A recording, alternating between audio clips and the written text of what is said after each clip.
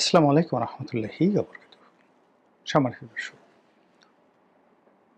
আজকে ২০২৬ সনের মার্চ মাসের ২৮ তারিখ। আমি যখন এই ভিডিওটি করছি তখন জাতীয় সংসদের অধিবেশন চলছে। সংসদের প্রধান বিরোধী দল তারা একটি নোটিশ সংসদে উপস্থাপন করেছে।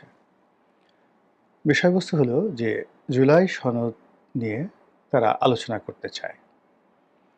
সংসদের যে বিধি আছে সেই বিধি মোতাবেক তারা আলোচনা করতে চায় এবং সেভাবে তারা নোটিশ দিয়েছে। এই আলোচনা নিয়ে সংসদ বেশ কিছুক্ষণ উত্তেজিত ছিল। এর কারণ হলো বিরোধী দল তারা চাচ্ছিল যে সংসদে যে ট্র্যাডিশন আছে সেই ট্র্যাডিশন অনুযায়ী আগে বেসরকারি সদস্যদের, মানে যারা মন্ত্রী নন, সরকারি দল এবং বিরোধী দল এদের সবাইকেই বেসরকারি এমপি বলা হয়, তো তারা মন্ত্রীদেরকে প্রশ্ন করবে, প্রশ্নোত্তর পর্ব ৭১ বিধি অনুযায়ী আবার এটা উত্তর দেওয়া হবে। তো এটা হলো সংসদ শুরুর প্রথমে এই কাজটি করতে হয় এবং এটা শেষ হলে পয়েন্ট অফ অর্ডার হতে পারে। এটা শেষ হলে এই যে যে নোটিশ দেওয়া হয়েছে সেই নোটিশ অনুযায়ী আলোচনা হতে পারে। এখন বিরোধী দল এবার বেশ প্রস্তুতি নিয়ে গেছে যে এইটা তারা ইমিডিয়েটলি আলোচনা করতে চায়। তো হুইপ, স্বরাষ্ট্রমন্ত্রী, স্পিকার সবাই চাচ্ছে যে সংসদের যে কনভেনশন রয়েছে সেই কনভেনশন অনুযায়ী এই প্রশ্নোত্তর পর্ব শেষের পরে এটা আলোচিত হবে। কিন্তু এটা নিয়ে বিরোধী দলের যারা লোকজন তারা হইচই করছে। তারা বলছে যে না, ঠিক আছে, ৭১ বিধিতে প্রশ্নোত্তর পর্ব সেটা ঠিক আছে, কিন্তু ৬৪ নম্বর যে বিধি আছে সেই বিধি অনুযায়ী জনগুরুত্বপূর্ণ বিষয় হলে প্রশ্নোত্তরের আগে সে বিষয়টি আলোচনা করা যেতে পারে। এবং এখানে জুলাই সনদ বা জুলাই অভ্যুত্থান এর চাইতে এই বাংলাদেশে জনগুরুত্বপূর্ণ বিষয় আর নেই। এটি নিয়ে সংসদে যখন আলোচনা চলছিল ঠিক সেই বিষয়টা নিয়ে আমি এখন আলোচনা করছি। পরবর্তীতে স্পিকার কিছু রুলিং দিয়েছেন বা বিরোধী দল এটা কিভাবে মেনে নিয়েছে সেটা হয়তো আপনারা পরবর্তীতে দেখতে পাবেন। এখন আপনারা জানেন যে গত ১৭ মাসে ডক্টর মোহাম্মদ ইউনূসের সরকার একটা সংস্কার কমিশন করেছিলেন এবং অনেকগুলো সংস্কার প্রস্তাব তারা রচনা করে রাজনৈতিক দলগুলোর কাছ থেকে স্বাক্ষর রেখেছে, অঙ্গীকার রেখেছে, যেগুলো তারা নির্বাচিত হলে প্রথমে এটা তারা পাশ করবে। এবং সে অনুযায়ী তাদের যে অ্যাগ্রিমেন্ট জুলাই সনদ, সেই জুলাই সনদে তারা স্বাক্ষর করেছে। আবার সেই জুলাই সনদকে আইনগত ভিত্তি দেওয়ার জন্য রাষ্ট্রপতি অর্ডিন্যান্স জারি করে এটা আইনগত বৈধতা দিয়েছে। তো সেই অর্ডিন্যান্স অনুযায়ী এবং একই সঙ্গে জুলাই সনদের যে কনভেনশন তারা বলছে বিরোধী দল, সে অনুযায়ী আগে এই পার্লামেন্টটি মূলত একটা কনস্টিটিউশনাল অ্যাসেম্বলি রূপে কাজ করবে এবং তারা শপথ নেবে প্রথমে এই কনস্টিটিউশনাল অ্যাসেম্বলির সদস্য রূপে। তারপর তারা জুলাই সনদ পাশ করবে, সংস্কার প্রস্তাব গ্রহণ করবে, সংবিধান সংশোধন করবে ৬ মাসের মধ্যে। এরপর অটোমেটিক্যালি তারা রেগুলার সংসদে যাবে। তো ডক্টর মোহাম্মদ ইউনূস এবং তার যারা সহযোগী তাদের যে মাস্টার প্ল্যান ছিল, তাদের যে পরিকল্পনা ছিল, পুরো জিনিসটাকে উল্টে দিয়ে বিএনপি নির্বাচনের পরপর তারা পূর্ণাঙ্গ সংসদ চালু করেছে। আর ওই ব্যাপারে তাদের বক্তব্য হলো যে না, ওই কাজের জন্য কোনো আলাদা শপথ গ্রহণ করার দরকার নেই, এই সংসদই সব কিছু হবে। তো বিরোধী দল তারা চিন্তা করছে যে যদি জুলাই সনদ বাস্তবায়িত না হয়, যদি সংস্কার বাস্তবায়িত না হয়, তাহলে বিএনপির যে ক্ষমতা এটা আওয়ামী লীগের মতোই হবে, বরং আরও বেশি হবে। যেহেতু এখন আওয়ামী লীগ নেই, আর আওয়ামী লীগ অতটা পারেনি, এর কারণ হলো তখন বিএনপি জামাত মাঠে ছিল। এখন জামাত সংসদে আর আওয়ামী লীগ দেশ ছাড়া, ফলে বিএনপির যে ব্রুট মেজরিটি আছে তাদের ধারে কাছে যাওয়া যাবে না। এক।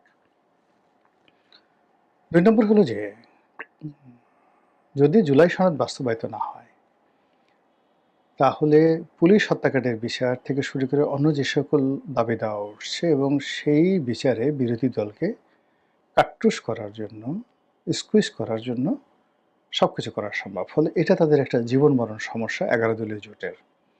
এবং ডক্টর মোহাম্মদ ইউনূস থেকে শুরু করে অন্য যারা গত ১৭ মাস ছিলেন তাদের সবাইকে যদি বাঁচতে হয়, তাহলে এই জুলাই সনদ হুবহু তারা যেভাবে তৈরি করেছে সেভাবে পার্লামেন্ট থেকে পাশ করাতে হবে। আদারওয়াইজ তারা today tomorrow even after 50 years 50 বছর পরেও তারা এর দায় থেকে মুক্তি পাবে না। আর রাষ্ট্রের যে পুলিশ বা অন্যান্য যে সকল শৃঙ্খলা বাহিনী রয়েছে, তার সঙ্গে সঙ্গে সিভিল সার্ভিস রয়েছে, যারা জুলাই আগস্ট বিপ্লবের সময় মারাত্মকভাবে ক্ষতিগ্রস্ত হয়েছেন, তাদের প্রতিশোধ এবং জিঘাংসার দ্বারা এই যে জুলাই আগস্টে যারা বিপ্লবী, তারা সারা জীবন সন্ত্রস্ত থাকবেন, ভীত সন্ত্রস্ত থাকবেন। তো এটা নিয়ে সরকার এবং বিরোধী দলগুলো একটা টাগ অফ ওয়ারে চলে এসছে। এখন এটার পরিণতি কি হতে পারে সেটা সময় হলে দেখা যাবে, কিন্তু আমি দুটো বিষয় নিয়ে আলোচনা করবো শুধু এখানে। অর্থাৎ এই জুলাই সনদ বাস্তবায়ন রাজপথে হবে না সংসদে হবে, আলাদা কনস্টিটিউশনাল অ্যাসেম্বলিতে হবে, কারা বিজয়ী হবে সেটা নিয়ে আমি আলোচনা করবো না। আমি শুধুমাত্র যে জিনিসটা আলোচনা করতে চাই তার 1 নম্বর বিষয় হলো জুলাই সনদ। জুলাই সনদের 3 থেকে 4টি পার্ট আছে। অর্থাৎ এই যে সনদটি রচিত হলো, এর আইনগত ভিত্তি কি, এটি রাজনৈতিক পক্ষসমূহ রাষ্ট্র জন্য এই মুহূর্তে কতটা বাধ্যবাধকতা সৃষ্টি করে। এক, যে প্রক্রিয়াতে এটা করা হয়েছে, অর্থাৎ যেভাবে তৈরি করা হয়েছে, যেভাবে স্বাক্ষর নেওয়া হয়েছে, এগুলো সঠিক কিনা। এরপরে এখানে যে সকল শর্ত দেওয়া হয়েছে, এগুলো আমাদের দেশের সাধারণ মানুষ বা আমাদের বিপ্লবের যে ধ্যান ধারণা, গণ অভ্যুত্থানের যে চেতনা, গণতান্ত্রিক মূল্যবোধ এবং সংবিধান থেকে শুরু করে প্রচলিত আইন কানুনের সঙ্গে সামঞ্জস্য আছে কিনা।